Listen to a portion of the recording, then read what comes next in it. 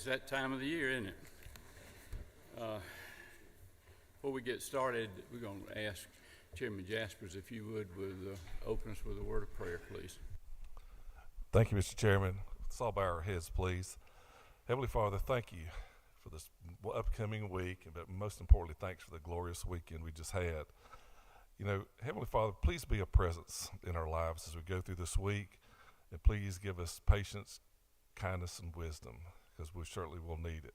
And for our friend Terry England, Lord, thank you for your healing hands around him and his progression. And we work in your word, in your name today. Amen. Thank you, Chairman. Okay. Let's get started. Representative Mary Margaret Oliver.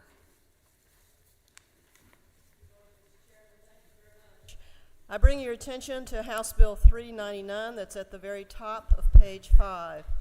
399 comes to us from the Government Affairs Committee that has had a good discussion about the phenomena of out-of-state property owners buying significant numbers of single-family homes. And House Bill 399 is one step forward to require that an out-of-state property owner that owns more than 25 single-family homes must have a Georgia real estate broker or a person in Georgia. We need a presence in Georgia for this significant phenomena of purchase, taking away the limited supply of single-family homes. We had a good hearing about the significant percentages of single-family homes that are purchased all over. Atlanta is a national target. This is a national issue. And I am pleased to bring you this modest reform forward that will assist our families purchase single-family homes and at least know who is the owner and who is responsible for the repairs. Okay. Don't see any questions. Thank you, ma'am. Thank you. Yes, ma'am.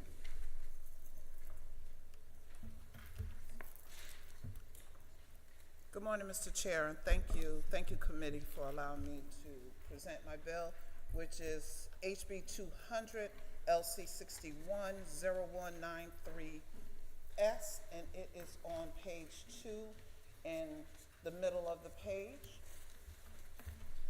This bill references the State Board of Education, which will establish a 3-year pilot immersive writing program and grant funding for all public school students in grades 2 to 5 to participate. This writing program aligns with the current writing standards established by the State Board of Education and can be integrated into the existing curriculum. In addition, this bill requires playgrounds be included in all new school constructions in order to address the physical, sensory, cognitive, social, emotional, imaginative, and communication needs of students. Okay. Don't see any questions. Thank you, ma'am. Thank you. Representative Neal.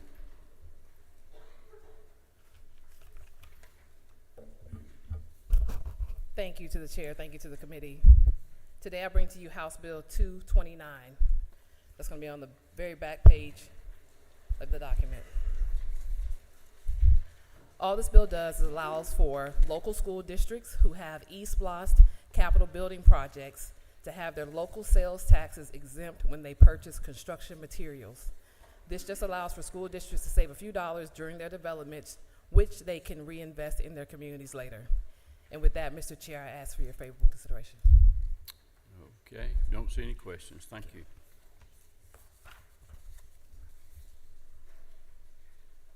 Yes, ma'am. Good morning, Mr. Chair, and to the members of the committee.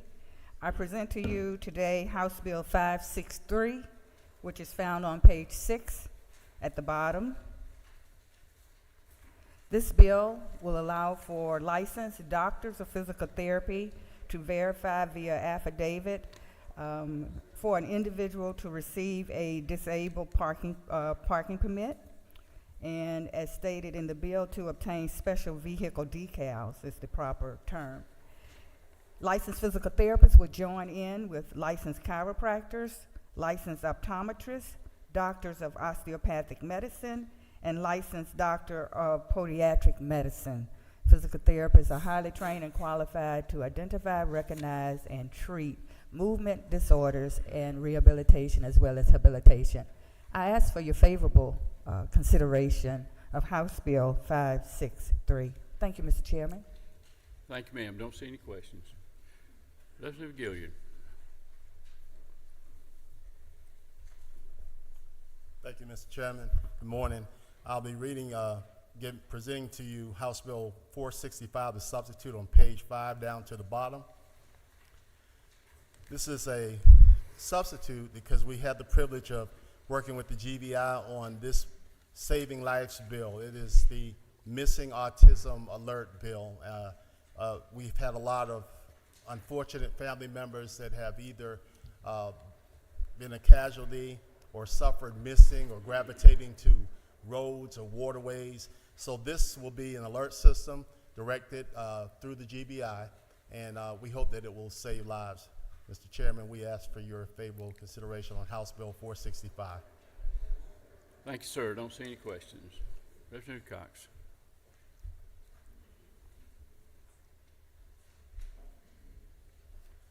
Thank you, Mr. Chairman. House Bill 127 is page 1, the last one on the page. This is a teacher bill, and school personnel. Currently, they earn 1.25 days of sick days per month, where 3 of those days can be used for personal days.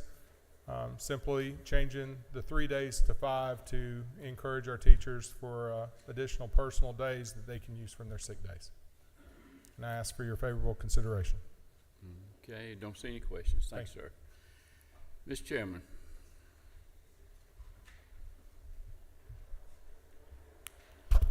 Thank you, Mr. Chairman, members of the committee. 4th page, 11th one down, House Bill 351.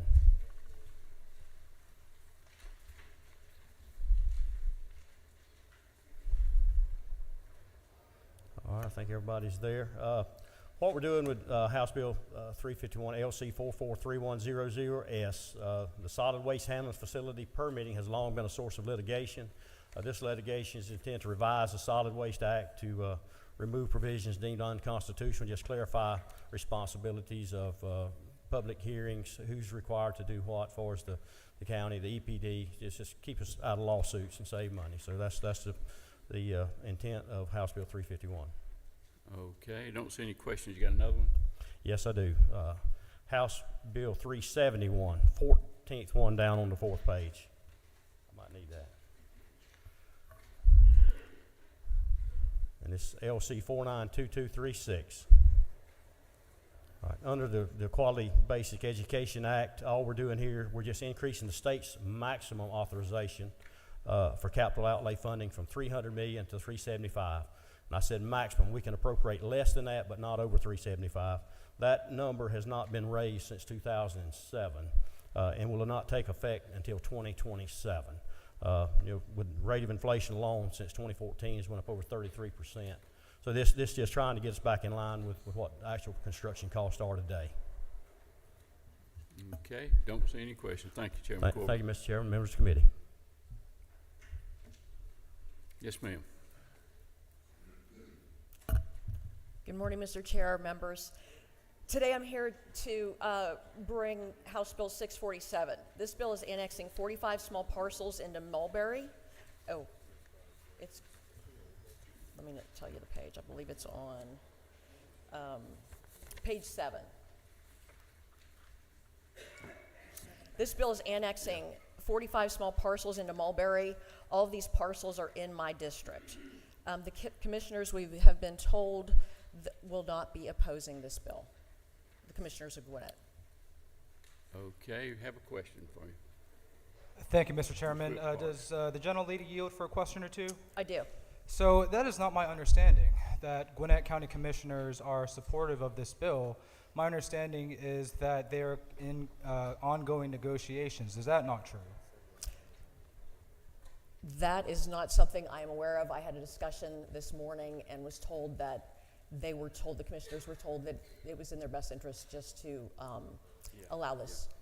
again, not what I've heard from the representative of Gwinnett County, who I spoke with this morning as well. Is it not true that, as we have some local annexation bills, that this bill provides no opportunity for residents to say whether or not they would want to proceed, and may also lack local control and transparency as it's currently drafted? Mulberry is brought about because the people wanted to have more control. So I would say that that statement is not true, because that is why it was brought about. The people want more control over what is going to be done there. One final question. Is it not true that the creation of the city of Mulberry was privileged to the extent that it did not follow the traditional 2-year timeline that it takes to create new cities? In which, again, I remain concerned, in which, again, we are seeing these unilateral actions taken without full agreement and an opportunity for transparency in the people to provide input into significant actions that may affect both Gwinnett County, second largest county in the state, and the city. So I would say that this city was taken to a vote. It was passed by a large number of people. So I would have to disagree with that. Okay, have another question for you. 15 more. Do you have a question? Oh, did you say me? I'm sorry, Mr. Yeah. Chairman. Thank you, Mr. Chairman. I did have a question for the bill sponsor. Did this bill have bipartisan support within the local Gwinnett County delegation? Because it is strictly in my district and it was assigned to be a general bill, I have spoken with some of the members, but I did not discuss it as a vote. Okay, but so to your knowledge, last question, do any Democratic members of the Gwinnett County delegation support your bill? I have spoken with 2 that have said that they are not concerned with it, that it is, that they're not concerned with it. The other one said that he's going to make a statement regarding the bill. Thank you. Okay, don't see any other questions. Thank you. Thank you. Representative Kelly.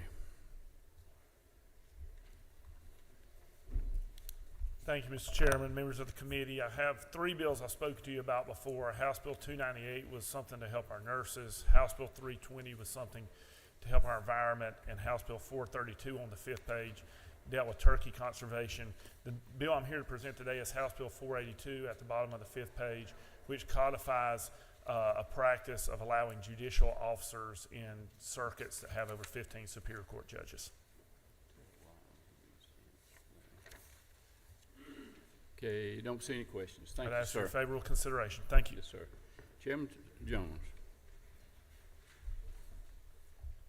Thank you, Chairman Parrish. Members of the committee, I come to you first with House Bill 175. That's second page, 8 down. This is a department bill. DECAL is basically, I'm working with DECAL to get them in line with the federal requirements set out by the FBI around background checks. Today, in the past year, they do about 70,000 a year to keep our youngest safe. And this goes through the entire ecosystem of every individual that would be, quote, involved within the DECAL organization statewide. That's the summary of the bill, sir. I don't see any questions. You have another one? Yes, sir. House Bill 652, 11 down on page 7. This is also a cleanup bill in some way, but not a department cleanup bill. As you recall, 2 years ago, Chairman Jaspers was the sponsor of an EV bill that did a myriad of different things, including an excise tax. This bill, working with Chairman Jaspers, we would basically exempt one charitable organization called the RAY, which is an experiential organization that does transportation, I'll say, work in advanced modalities. And they had put in an EV charger over 10 years ago that is exclusively charged, or it gets electricity from a solar array, not from the grid. It's on the federal right-of-way, and it does not charge, and it does level 3 charging at about 175 kilowatts an hour. What we're asking for in this bill for them to be exempt. And one of the clarifications that we did here in order to not open up Pandora's box was to make sure that it was in operation by January 1, 2025. That's the summary, Mr. Chairman. Okay, don't see any questions. Thank Thank you. you, sir. Yes, sir, come on up. Good morning. Thank you, Mr. Chairman, and to members of the committee. Today, I am presenting House Bill 335, which is on page 4, and this is 6 from the top.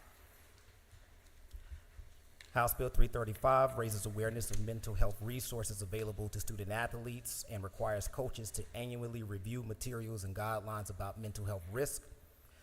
There's no cost associated with this, and the implementation of this bill would mirror that of current concussion and cardiac arrest protocols. It's fully supported by the Georgia High School Association. Okay, don't see any questions on that. You have a resolution for us also? Yes, sir. Thank you very much. I do have a resolution that's on page 7, and it's the 8th from the bottom. House Resolution 130 is legislation to compensate Mr. Cedric Moore, who was wrongfully convicted for 21 years for a crime that he did not commit. Modern DNA testing revealed that Mr. Moore was not the culprit of the act committed. Thus, the charges against him were dismissed and he was officially exonerated. Mr. Moore had no prior criminal record, and he has been a model citizen since his release, and so I ask for this body's favorable consideration. Okay, don't see any questions. Thank you. Thank you. Thank you to members of the committee. Representative Townsend. Morning, Mr. Chair. Thank you very much. If you turn to page, top of page 3, House Bill 235, it is LC 49230-5S. Basically, this is a cleanup from a bill a few years ago. It's the Georgia Education Living Donor Educators Act. It allows paid time leave off for secondary, post-secondary teachers and full-time staff employees to donate an organ and have received that paid time leave. Okay, don't see any questions. Thank you, sir. Thank you. Chairman Gulley. Good morning. This is House Bill 522. It's on page 6, middle of the way down. What this bill does is it prohibits organ transplant centers from discriminating against organ transplant recipients based solely due to their COVID-19 vaccination status. It's a bill we passed last year, got hung up in the Senate, and I think we're going to try it again. Okay, do have a question for you. Leader Hughley, is that your? Okay. Thank you, Mr. Chair. Can you tell me why we need this bill? Why we need this bill? Yes. Well, even lately, so COVID, we feel like it's behind us a little bit. Even lately, January 13th, there's a news article. Mom declined second COVID shot. Now Dartmouth Hitchcock is denying her transplant. February 14th, child refused heart transplant over vaccination status. It's related to COVID-19. It's happening today. COVID-19 vaccination is something that is continuing to get pushed by some of these organ transplant centers, but I think there's a number of people who, rightly so, don't want to get vaccinated for it. I got vaccinated for it. I'm not an anti-vaxxer, but I think it's become a political thing, and you have a right to get an organ transplant, I believe, and it should be based on COVID-19 status. Isn't it true that I just went through a heart transplant with my brother-in-law, and they have to have those vaccines done so that they can move forward with the work to make sure that they're not going to be somehow compromised because of the cost associated with these organ transplants. I'm very concerned about what you're proposing here because we're dabbling in the practice of medicine even more than what we normally do. Well, I think I'm sorry to hear. I hope that they're healing, and I hope they're on the good end of that transplant. This is not something that I feel we're dabbling with medicine. This is just saying the only criteria that you cannot be excluded from is COVID-19 vaccination, and not all centers do it today. Only some centers. So I think that shows that it's not such a dependency. This is important that you have viability of the organ receiver. You want those organs; they're very precious. Want them to be used by the right people, and for people who are going to succeed. And I don't think COVID-19 vaccination is a hindrance to that. Okay, we have another question, Representative Miller. Thank you, Mr. Chairman. So to your last point, good morning. Sorry. To the sponsor, to your last point, isn't it a fairly complex assessment about what kind of patient is appropriate for organ donation, period? Yes, for sure. Okay, and so medical professionals, do they not have a whole list of things that a person cannot do in order to be qualified for an organ transplant, correct? I think it's holistic. There are certain people, just because you're diabetic doesn't mean you're excluded from getting a transplant. Just because you were a drinker in your life doesn't mean you're excluded. I'm just trying to say, just because you don't have your COVID-19 vaccination solely based, you can have other reasons that you don't get that transplant or don't qualify, but specifically to the COVID-19 vaccination. One more question. Is it not true that if a patient does not survive due to the illness, that the organ that has been transplanted into that person cannot then go to another person? Do you understand my question? So basically, if you receive the transplant and you pass away, that same organ can't be used again. Is that what you're saying?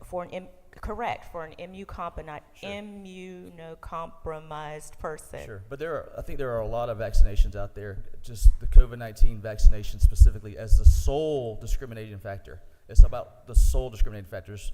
If you have problems, most likely there's other discriminating factors that would not allow you to have the organ transplant. Thank you.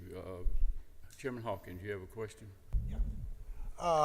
Isn't it true that COVID has so many variants now that the vaccine you may be given today may not be effective in 2 weeks? And this is one of the reasons you're bringing this bill? That's correct. Yeah. Thank you. Thank you. Chairman Martin, you got a quick question? Just a quick question. I think the gentleman explained it, but I just want to, again, you would, if you had comorbidities, if you had drank a lot and you had diabetes and you had other things and you had the COVID shot, you could still be denied because of the COVID, the total of it all. You just are trying to do the one simple thing doesn't take you off the list. Isn't that true? That's Thank right. you. Thank you, sir. Thank you, sir. Chairman Bonner. Thank you, Mr. Chairman, members of the committee. Bringing you House Bill 224. It's on the second page, second from the bottom.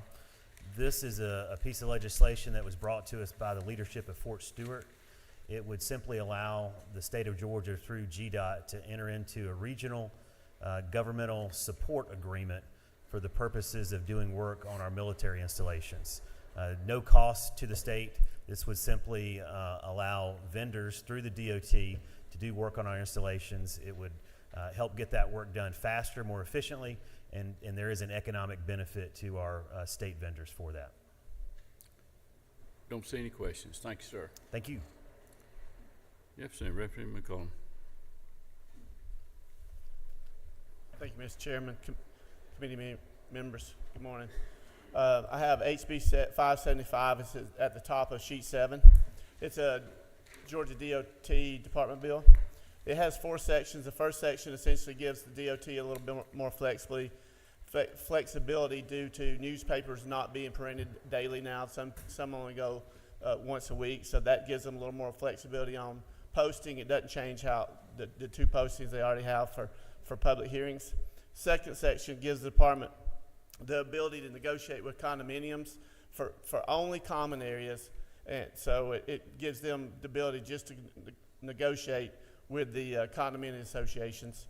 Third section codifies the GOD TRIP program, and essentially what that does is lets them pay bonuses for picking up tractor and trailer 16,000 pounds and over to get them out of the road and get the roads open faster on the interstates. And the fourth section gives the department a head start on getting utilities moved on the widening of state road projects so they can get a head start and get the projects going faster. I'll stand for any questions. Okay. Don't see any questions. Thank you, sir. Thank you, Mr. Chairman. Chairman Cannon. Thank you, Mr. Chairman.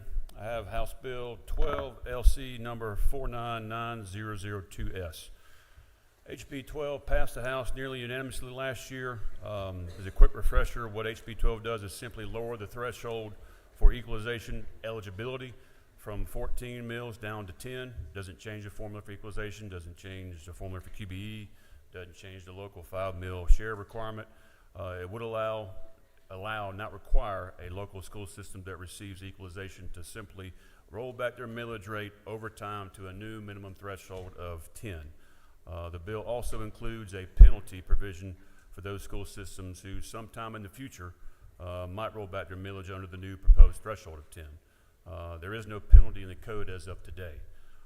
This bill adds a 25% penalty on equalization if a school system rolls back under the new proposed threshold. Appreciate the help from Chairman Irwin and the Speaker Pro Tem in crafting the language. That's the bill. I'm happy to answer any questions. Okay.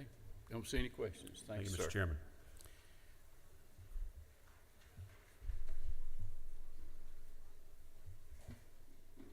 Okay. Any members of the committee have requests? Okay, got several. Chairman Stevens. Thank you, Mr. Chairman. On page 5, at the bottom of the page, House Bill 473 is the Department Drugs and Narcotics and the Board of Pharmacies annual update bill, drug update. If you have a question, raise your hand. I got several lights blinking, okay? No questions. Thank you, sir. Madam Pro Tem. Thank you, Mr. Chairman. I'd like to ask the committee's favorable consideration of House Bill 614. It's halfway down page 7. It would prohibit the use or ignition of consumer fireworks within 100 yards of a commercial facility housing equines in a confined area.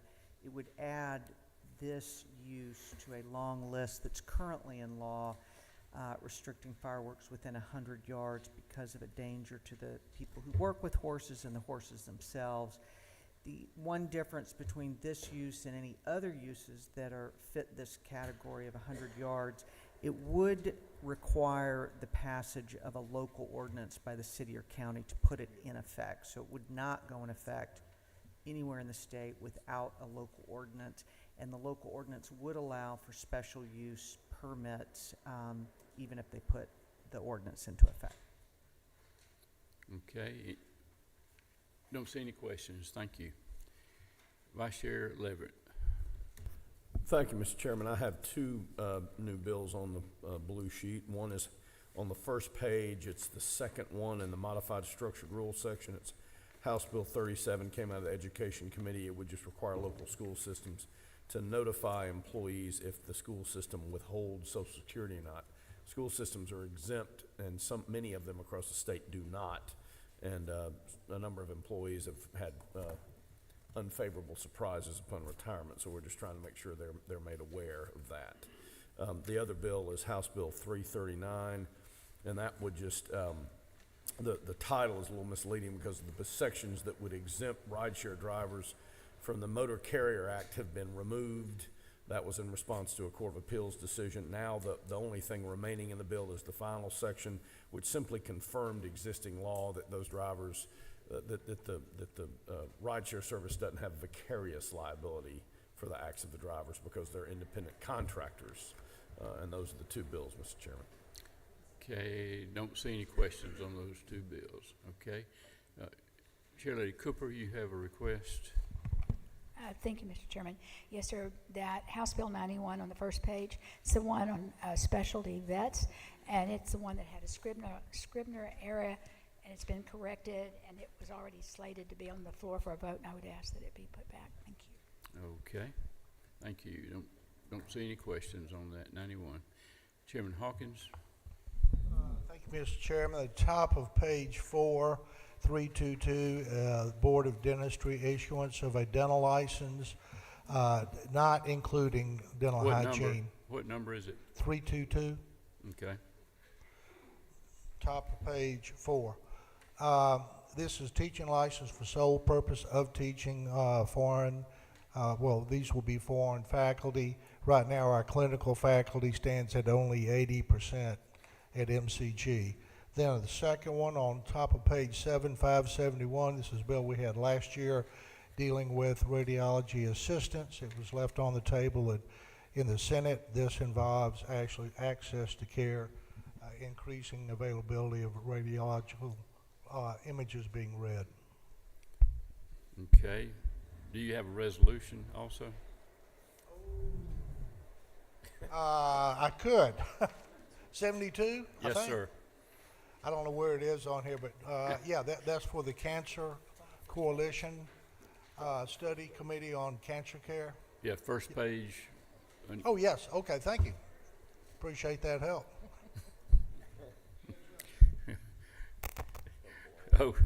Okay, I don't guess we have any questions about that, okay. Chairman Powell. Thank you, Mr. Chairman. I've already asked for 247, 455, 467. Today I'd like to ask on the yellow sheet, House Bill 651. This is a bill that cleans up a contentious issue that we've been dealing with. The red light, the speed zone camera bill. This puts very strict parameters around these devices. Gets back to the original purpose of a public safety, and I'll be glad to go on to the bill, but just briefly, it puts specific times that they can run these cameras, have to have flashing signs that give the speed of the oncoming vehicle, and then where the money goes is divided, that half of all these fines will go back to the public schools in that district for school safety. Okay. Don't have a question for you. Chairman Stevens. Thank you, Mr. Chairman. Just curious, I hadn't seen the bill yet, but is there any penalty for the camera manufacturers for these defaulty cameras that may send out a bill that's in error? Well, under the current law, and no, there's not, because under the established legislation currently,